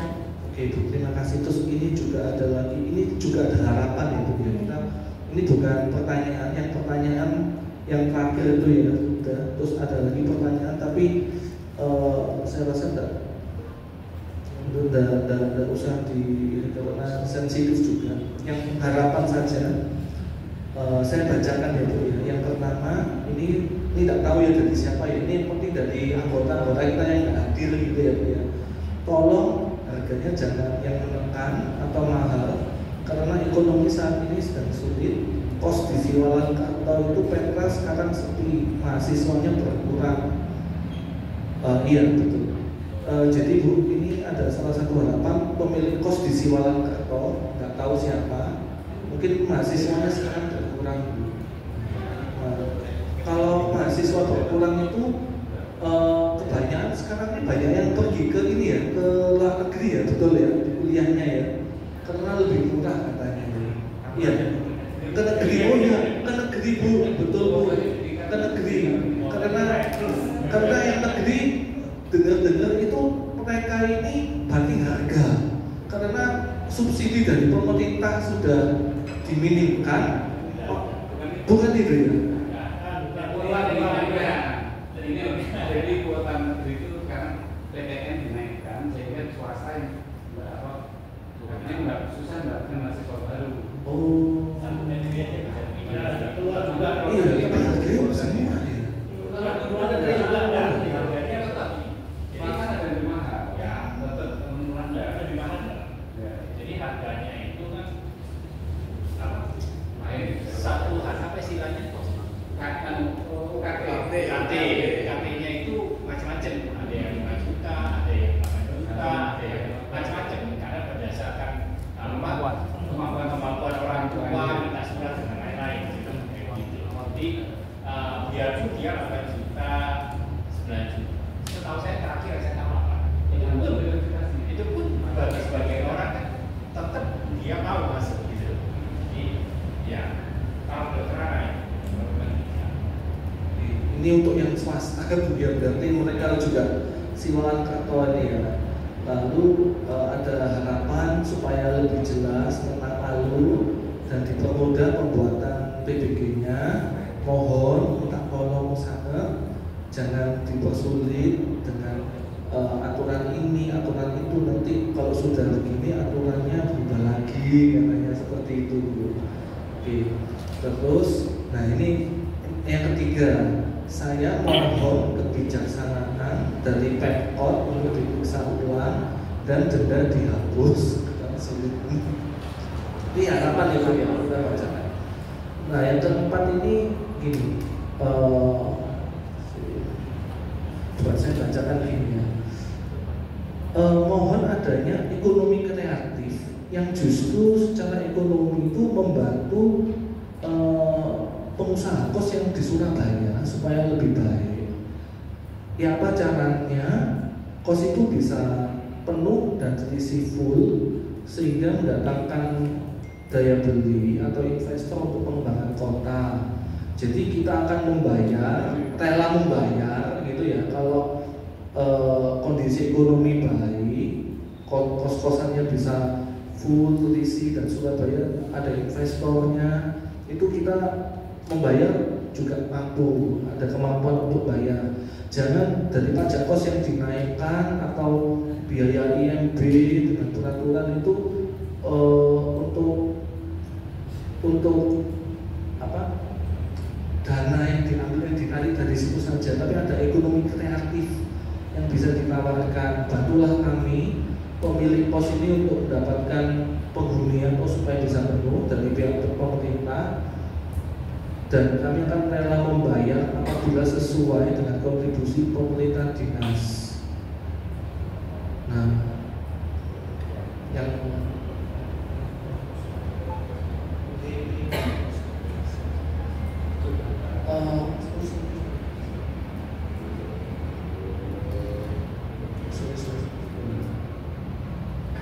itu. Kemudian ini nanti setelah ini harapan kita dompres dulu ya, sama makanannya disiapkan ya, karena jujur saya sudah lapar juga. Nah lalu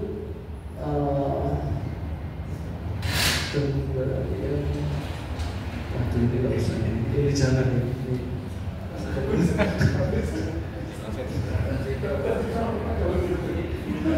Iya, difilter Pak ini Pak. Ini difilter Pak, ini Pak. Aman aja Pak. Nah ini saya filter gini. Mohon untuk lain kali surat yang dikirimkan itu dan sanksi itu sebelum adanya itu mohon disosialisasikan dulu katanya. Itulah ini saya perhalus kurang lebih seperti itu. Ya segitu aja. Terus kemudian tolong adanya transparansi dalam pembuatan PBB kos, dan itu aja. Ada pertanyaan dan itu aja Bu.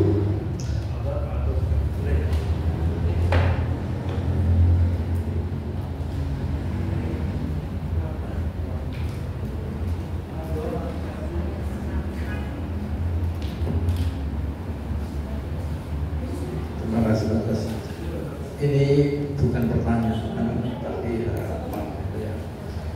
Keberadaan ini kan tentunya membantu Pemkot untuk para ownernya itu menjadi lebih taat, lebih patuh ya.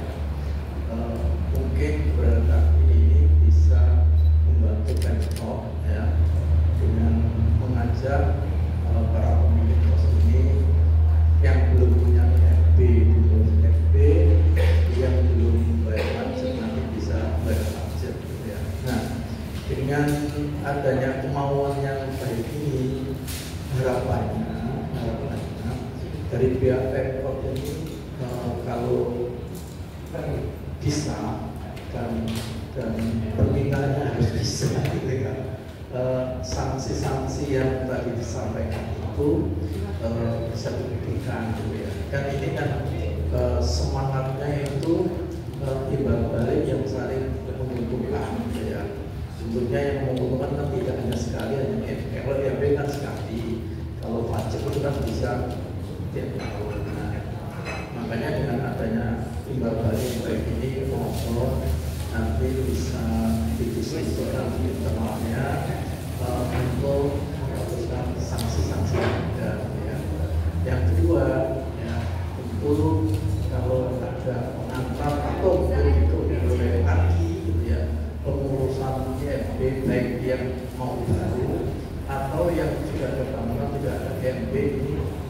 bisa dibantu kemudahan. Mungkin itu aja, tidak perlu dijawab di sini, nanti bisa dijawab di kita. Terima kasih.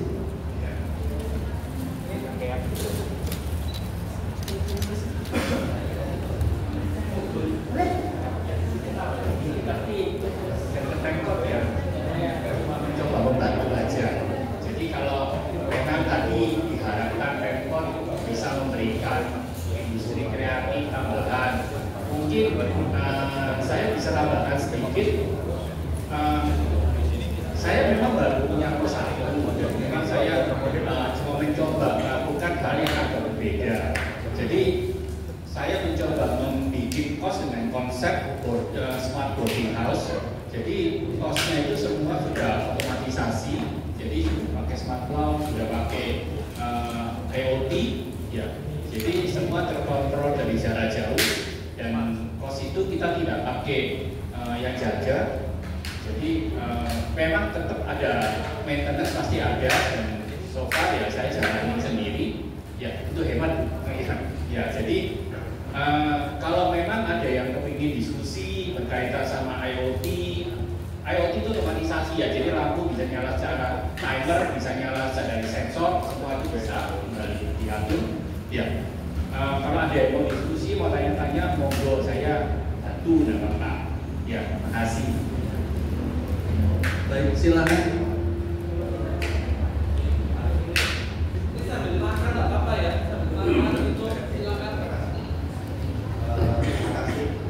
Saya mau tanya, kan penyampaian itu adalah sebelum membangun disarankan untuk membuat yang saya mau tanya, mungkin yang sendiri pembuatannya normalnya berapa lama?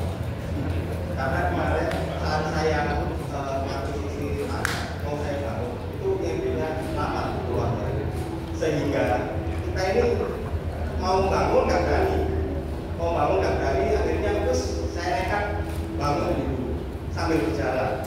Ya untungnya keluar, tapi ya deg-degannya pada saat bangun itu kan nanti takutnya seperti ini, nantinya seperti ini. Jadi kita ketakutan sendiri. Nah, kalau menurut Ibu sendiri normalnya itu keluarnya berapa lama? Mohon izin Bapak, jadi kalau berapa lama sih jangka waktu proses PBG untuk mempermatinkan itu 2 hari kerja dengan catatan berkasnya itu lengkap dan benar. Kalau tadi disampaikan kok lama ngurus PBG, nah ini persyaratannya apakah sudah dilengkapi semua? Kemudian biasanya itu kalau yang kita kembalikan karena memang persyaratannya yang kurang atau gambarnya ini perlu disesuaikan. Kadang-kadang kalau misalnya penyesuaiannya ini lama nggak balik-balik lagi, nggak segera diregister ulang. Jadi kesannya lama. Tapi insya Allah untuk proses PBG-nya ketika itu sudah lengkap dan benar 2 hari sudah bisa terbit virtual account dan dibayarkan. Kemudian 1 hari untuk penerbitan PBG-nya. Kalau misalnya tadi Bapak Ibu mungkin ada yang punya saya kok lama nggak selesai nggak jadi, monggo bisa ke MVP Siola atau melalui akun sobat. Ya bisa dilihat di situ. Nanti kami cek apakah ada kendala untuk proses PBG-nya.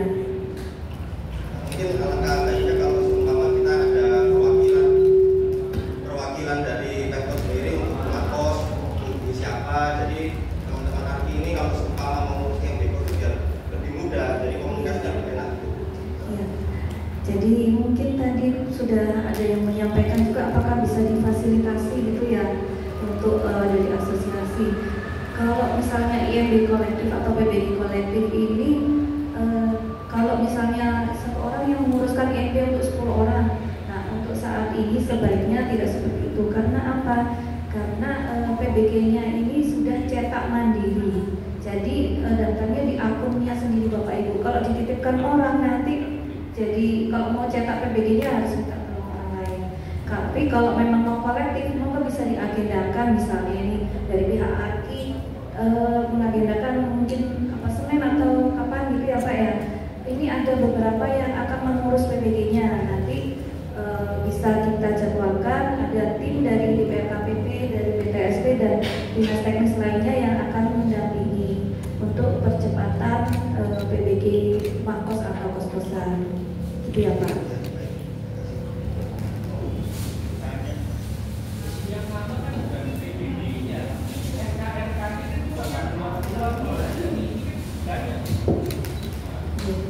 Kalau untuk KRK sama Pak, selama lengkap dan benar persyaratannya 2 hari sudah terbit.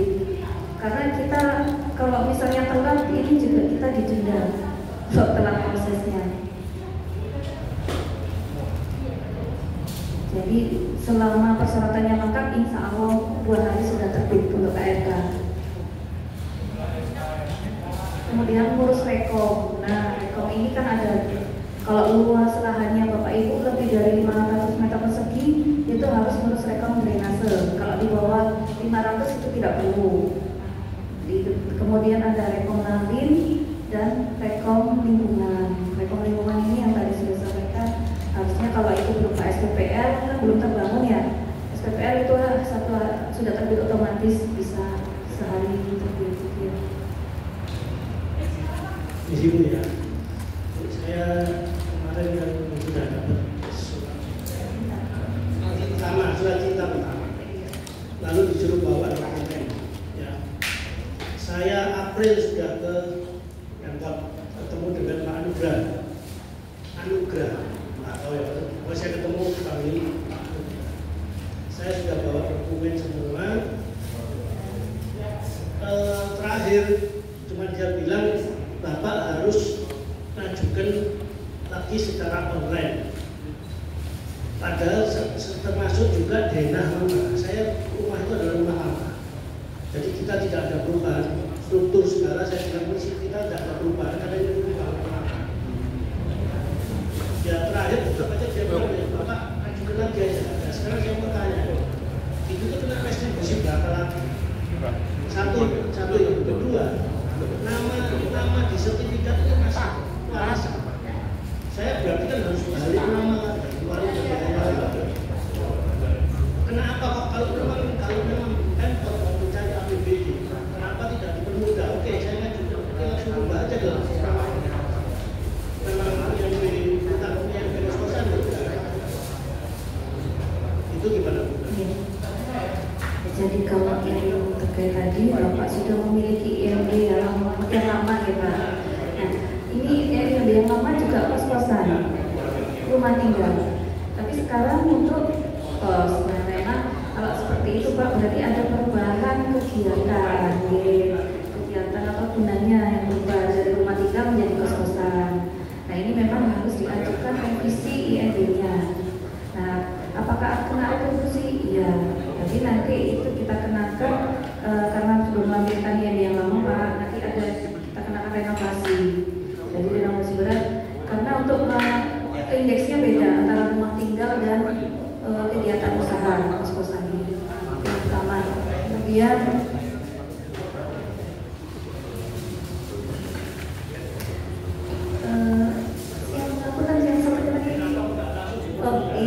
tadi karena alasannya mungkin yang masih milik orang tua, kemudian ini adalah ahli waris. Jadi kalau PBG ini memang salah satu syaratnya adalah tanda bukti kepemilikan hak atas tanah.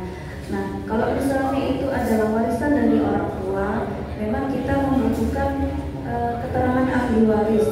Jadi misalnya ini, ya surat waris. Kalau memang sudah ada surat waris, itu yang dilampirkan Pak. Jadi misalnya ini ahli warisnya ada berapa? Misalnya ada 3 gitu ya Pak ya. Jadi ada surat pernyataan kuasa ahli waris. Dari 3 orang ini dikuasakan ke Bapak misalnya seperti itu. Selama ada surat keterangan ahli waris, insya Allah kita proses. Nah Pak, takutnya iya dipermudah, sudah bawa dokumennya semua. Oh, iya. Jadi kita memang sekarang penerbitannya online Pak. Jadi kalau Bapak tadi dokumennya sudah bawa semua, tapi kesulitan untuk mendaftarkan gitu, nanti bisa ke MPP Siola Pak, ada pendampingan. Nanti dibantu untuk mendaftarkan. Karena itu tadi izin yang diterbitkan ini nanti bisa di-download dan dicetak secara mandiri. Jadi kita sudah tidak memberikan hard copy itu langsung di-download sendiri. Iya, bisa di-edit visual. Kalau misalnya yang tadi lokasi SPP yang saya sebutkan tadi lebih dekat, bisa Pak. Baik, itu mungkin teman-teman di layar sudah ada nomor telepon yang mungkin bisa dihubungi. Nanti bisa dicatat, nanti langsung bisa dihubungi saja apabila ada yang kurang jelas. Begitu ya Ibu. Mungkin dari Bapak di sini masih ada yang mau ditambahkan lagi, harapannya atau pertanyaan-pertanyaan yang masih ada yang mau ditanyakan? Saya mundur, 5, 4. Terakhir ya Ibu.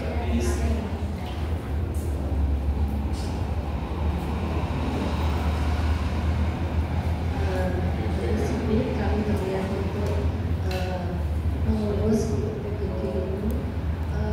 Persyaratannya yang tadi itu yang lengkap itu apa saja itu kan belum jelas juga, dan persyaratan yang dianggap benar dan lengkap itu yang bagaimana? Terima kasih. Ya, baik, terima kasih Bu Ikinya. Jadi kalau mau ngurus PBG rumah kos atau kos-kosan itu apa saja sih yang harus disiapkan? Yang pertama untuk KRK itu kalau NIK pasti semua punya KTP gitu ya. Yang kedua tanda bukti kepemilikan hak atas tanah. Terus kalau Bapak Ibu punya sertifikat atau mungkin DPT atau mungkin surat tanah lainnya itu bisa diajukan. Nah, misalnya tadi yang seperti disampaikan Bapak tadi, karena sudah beralih ya, karena ada warisnya.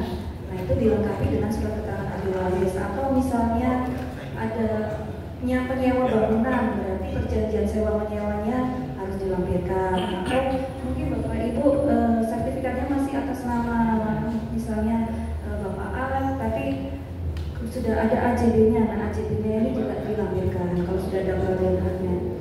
Kemudian surat kuasa. Nah, ini sebisa mungkin diurus sendiri, jangan menggunakan kuasa itu tadi, daripada nanti ada yang kita sampaikan kepada kuasa dengan kuasa yang disampaikan ke Bapak Ibu itu tidak sesuai. Kemudian ada SPTJM, surat pernyataan ini bisa nanti di-download atau nanti untuk formulir dan SP-nya bisa kami share ke melalui AKI. Kalau memang ada yang mau mengajukan bisa disampaikan itu ya Pak ya. Kemudian foto lokasi parcel atau bangunannya. Nah, ini yang disiapkan itu untuk PBG. Tapi kalau yang untuk yang tadi plus sketsa parcel. Sketsa parcel itu bentuk lahannya. Kalau Bapak Ibu sudah punya sertifikat tanah itu kan ada di lembar terakhir ya. Lembar terakhir itu aja ditambahi tanda tangan. Nah, itu sketsa parcelnya. Jadi kemudian kalau untuk PBG ketambahan satu lagi rekomendasi teknis lingkungan, background drainase dan lalu lintas, dan gambar. Nah, ini gambarnya berupa file cap. Jadi kalau memang kesulitan gambar, ini saya rasa kalau untuk kegiatan usaha sebenarnya punya gambar. Nanti misalnya anak kosnya ada yang anak teknik bisa gambar, bisa dimintain tolong. Saya dulu juga pernah dimintain tolong gambar soalnya pas masih ngekos. Minta tolong anak kosnya bisa. Jadi kalau tadi minimal dia sekurang-kurangnya dana.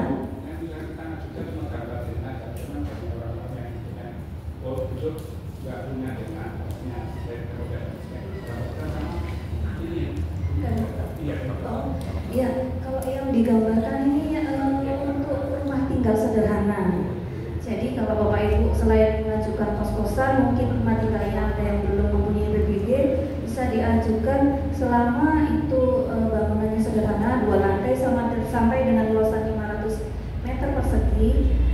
Plus bangunannya nanti itu bisa diajukan melalui kecamatan. Jadi pilihnya rumah tinggal sederhana, Bapak Ibu cukup melampirkan sketsa daerahnya saja, tulis di sketsa pakai tangan gitu ya, ukurannya tapi yang jelas. Nanti yang menggambarkan adalah teman-teman dari kecamatan. Banyak kesulitan gambar. Ya, kalau ada punya anak kos, anak teknik Pak, dimanfaatkan.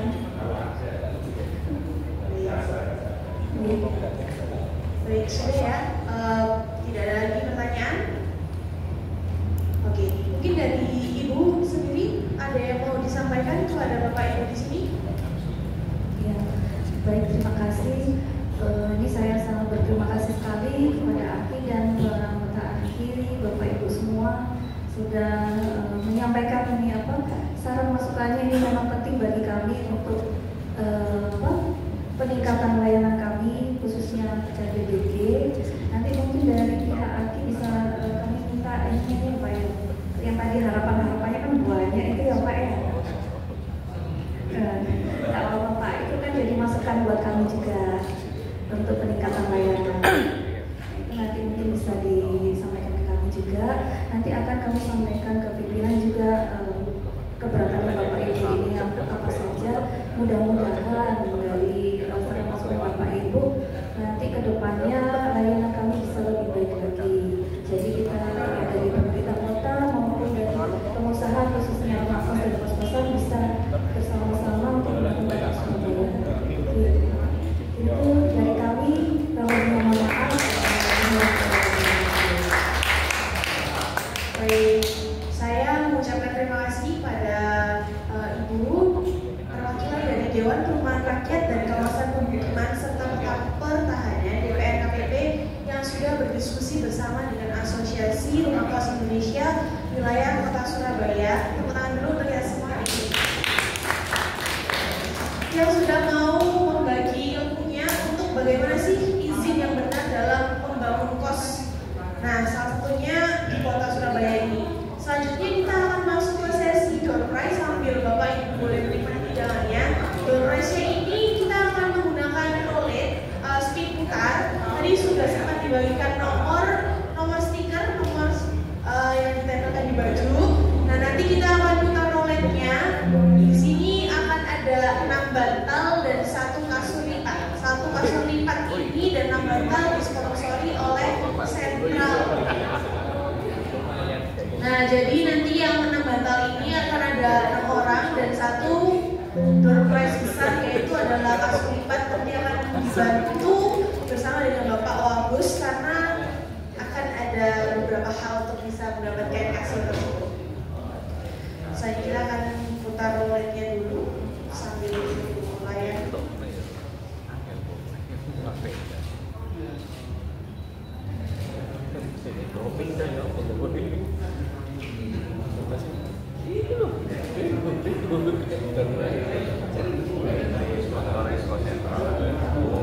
Nah, di sini sudah ada nomor roulette. Mungkin nomornya bisa dikurangi sampai 3 orang.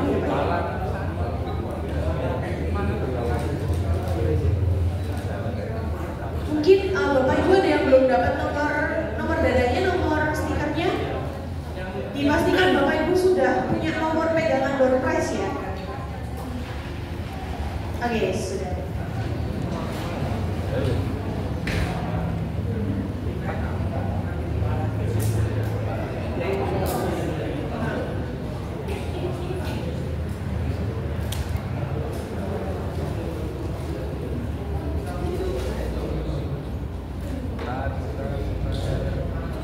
Baik, di sini karena berhubung kurang lebih ada 30 orang, maka roulette-nya kita akan buat 30.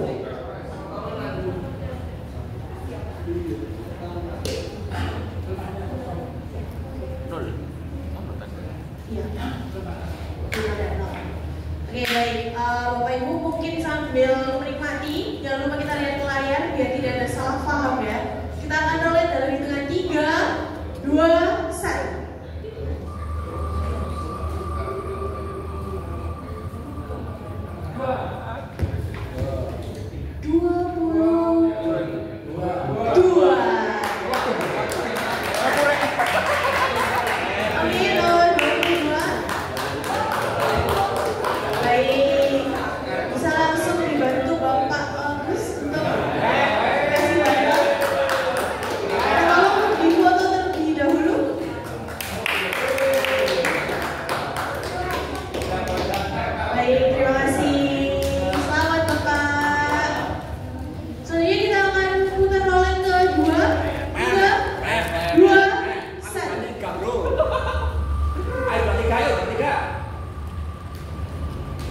Lah ya tenan toh.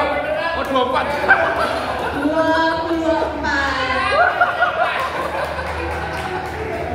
Nomor 24 dibawa oleh siapa? Kalau nggak ada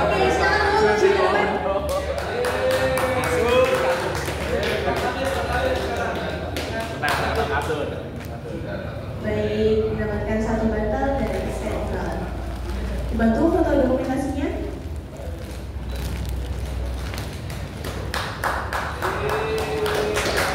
Oke, baik. Selanjutnya kita akan putar bantal yang ketiga.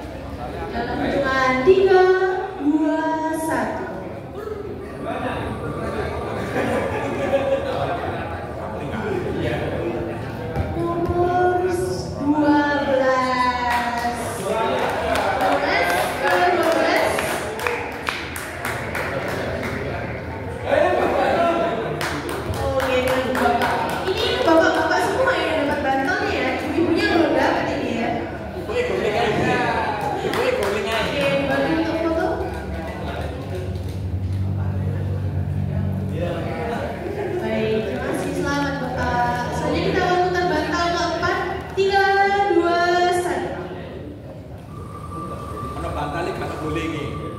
Kebetulan begitu Bapak sponsornya. 26.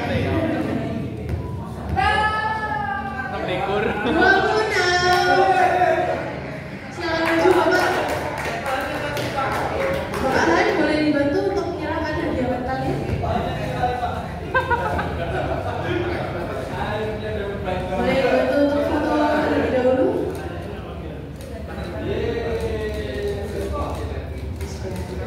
Oke, selanjutnya kita putar bantal ke-5 dalam hitungan 3, 2, 1.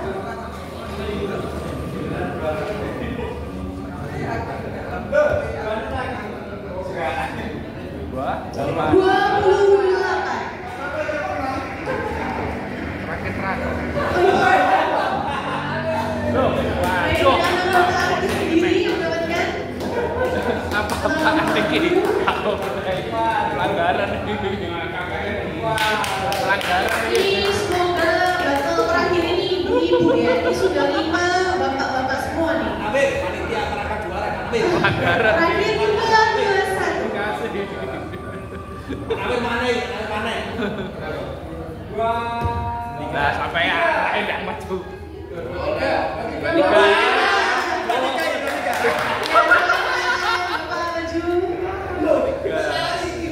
Oh, emang mereka itu trippet. Tolong dibantu foto.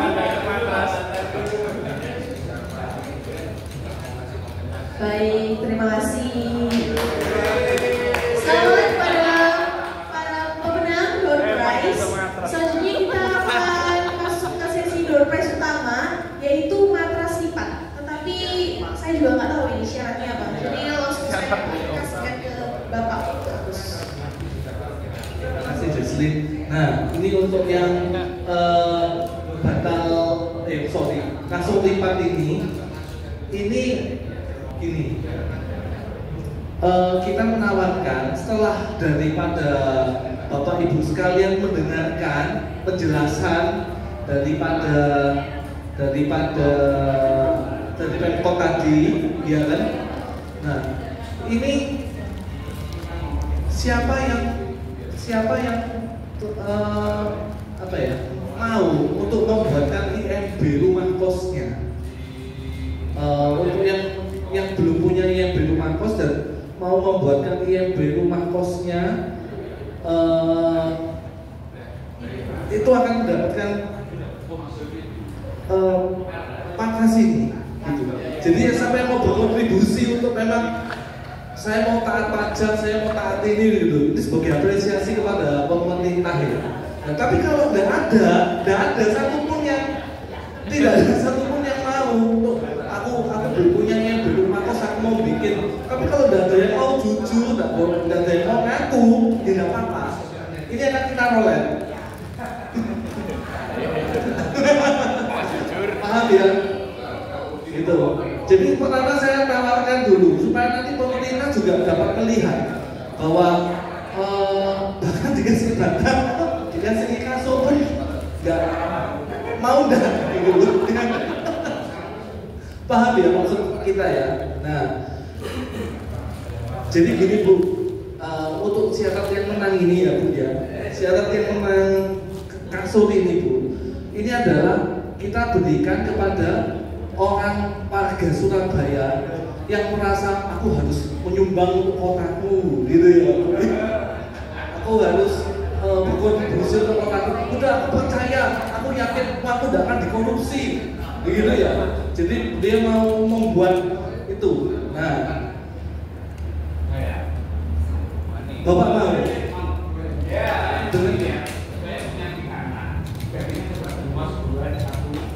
proses menjadi EP-nya, satu sudah jadi, satu lagi mau bikin selalu pakai EP. Oke, ini Bu, ada satu yang mau, Bapak yang datang. Nanti kalau Bapak mau membantu buatkan yang B ya. Tapi bukan saya sendiri buatnya, misalnya ada yang saya karena saya punya ada orang saya punya kerja. Jadi saya orang yang saya dan ternyata kalian tadi itu kok tidak sesuai bahwa sarannya yang saya termasuk yang tidak sederhana. Kalau saya itu dengan sarannya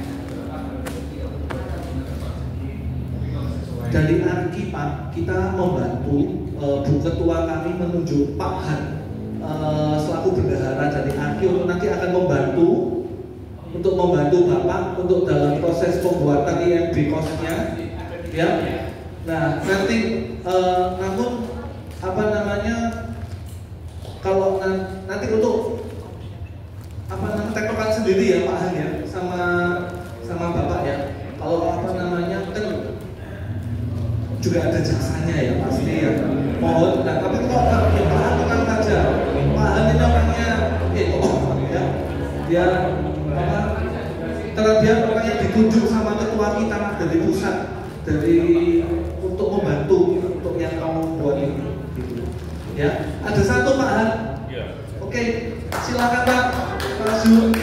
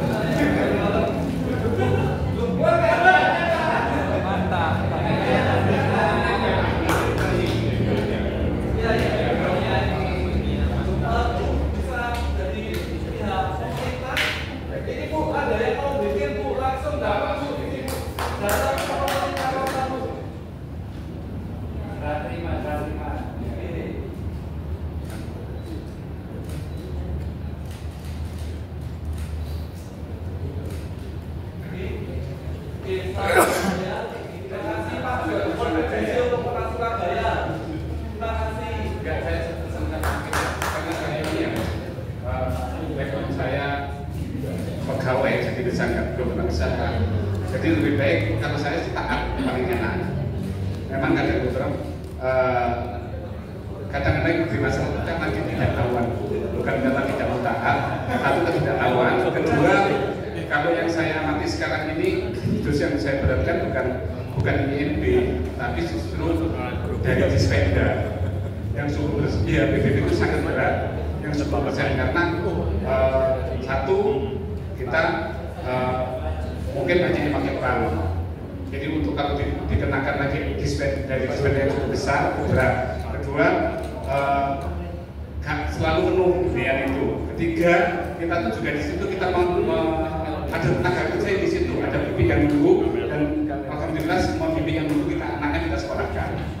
Jadi itu kadang-kadang kalau masih dibebani kayak gitu, rasanya kok nambah beban sih, padahal kita kayaknya sudah meringankan pemerintah dan pekerjaan. Kedua, kalau misalnya dispenda itu targetnya nggak terlalu besar, mungkin otoritas perkenakan tidak bisa sembunyi-sembunyi, mungkin dari yang tadinya 5% jadi 10%, kalau sekarang 2%, tapi semua bayar itu jauh lebih besar keberhasilannya. Itu aja masukan kami. Jadi orang nggak pun juga ada usulan juga, cuman saya bacakan itu usulannya begini, apa bisa tolong disampaikan nanti ke pihak internalnya Ibu.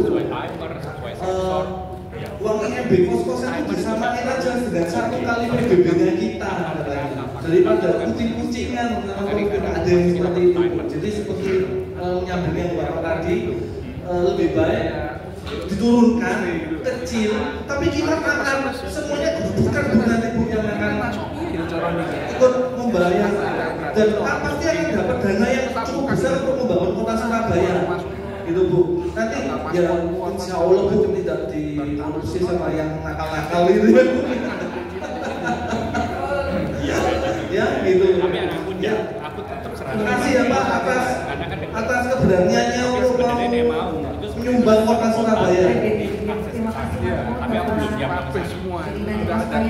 Terkait PBB Pak, dilakukan karena kewenangannya ini beda dengan BPKP. Kalau PBB ini kan benda. Jadi antara pajak dan retribusi itu memang belum bisa sampai segitunya. Makanya aku cuma implementasikan sampai batas yang terkait kegiatan untuk PBB. Jadi kalau mereka nggak bisa masuk, kirim air nggak buka dari sini. Terus mereka tak pantau dari CCTV sampai keluar. Cek. Oke. Baik, mari teman-teman kita berikan tepuk tangan yang meriah untuk acara kita hari ini, dan sekaligus kita memberikan apresiasi kepada Bapak, karena kalau disebut nama kita sebut Bapak saja, sudah mau mendaftarkan izin bangunannya langsung di hari ini.